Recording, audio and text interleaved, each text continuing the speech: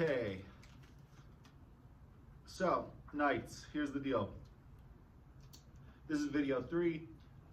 This is the secret name of Ra. If you have not listened to Ra the Shining One or the Birth of Osiris, go back and check those out first. Again, we are reading from Egyptian myths. This is retold by Jacqueline Morley, and this is, as I said, the secret name of Ra. Ra, Lord of the gods, was filled with anger when the 5 children of Nut, the sky goddess, were born. For it had been foretold that one of them was destined to rule Egypt in his place. Ra did his best to stop them being born, but the cunning of Thoth, the god of wisdom, outwitted him. But as time passed and Nut's children grew up, Ra overcame his anger and welcomed them to his council chamber to join the company of the gods, for he still continued to rule Egypt as Pharaoh, although he had grown by now very old indeed. Osiris, the firstborn son of Nut, married Isis, her firstborn daughter, and their marriage was a happy one. Osiris was kind and just, for he had been taught by the wise god Thoth and put his lessons to good use. Isis had been Thoth's pupil too, but the lessons she had liked more were those that dealt with magic. She had begged Thoth to teach her the secrets of his magic powers, but of all of his knowledge, this was the only part that she was wary of revealing, that he was wary of revealing. However, Isis was so clever and eager to learn that he let himself be persuaded against his better judgment. He taught her spells that gave mastery over spirits, those that cure diseases and revive the dead. He also shared with her the secret of secrets, the power of names. Before long, Isis became a great enchantress and worker of spells, as skilled a magician as her teacher. The prophecy made about Osiris was not forgotten. Almost all the gods agreed that none looked more like a future king than he. But such talk filled Isis with impatience. She wanted Osiris to be king now. She wanted to be the queen and first among the goddesses in heaven and on earth. So she decided to force Ra to give up the throne to Osiris. The wisdom of Thoth had taught her that only by learning Ra's most sacred, secret name could she gain power over him. But she knew that she could never persuade Ra to tell her the name. She would have to force it from him.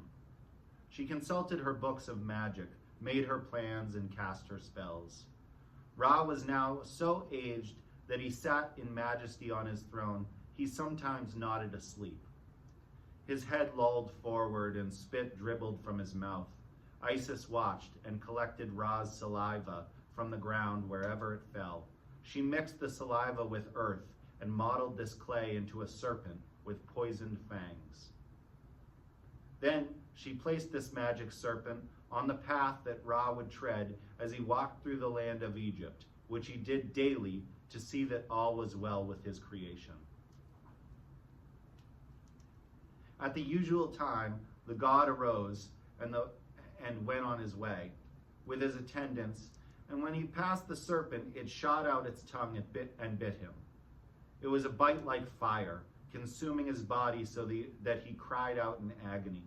His teeth chattered, his lips trembled, and he became speechless. His cries brought his attendants running.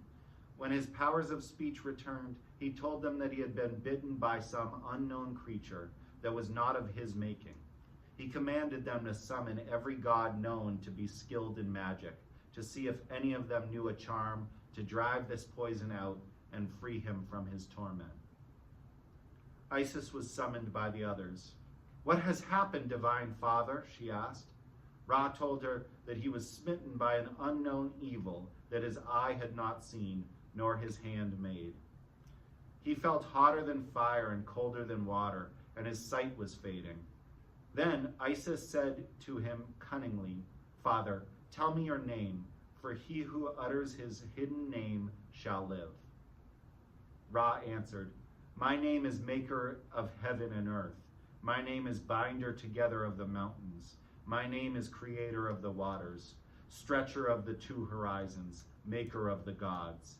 I open my eyes and there is light. I close my eyes and there is darkness. I make the hours. I create the days. I open the year. I send the Nile flood. I make the breath of life. My name is Kepri in the morning, Ra at noon, and Tum in the evening.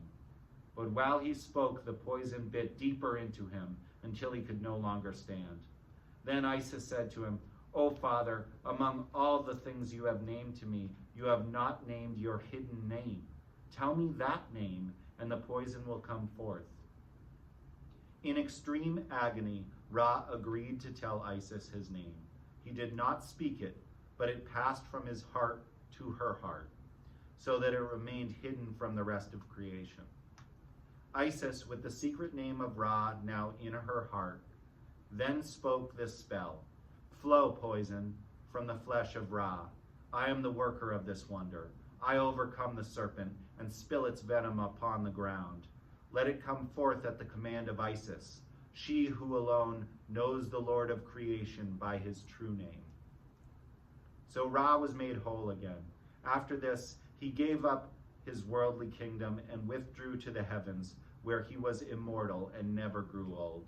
He was seen no more on earth, and Isis became Pharaoh of Egypt. Okay. That is the end of that part of the story, that chapter. Egyptian myths. See me next time.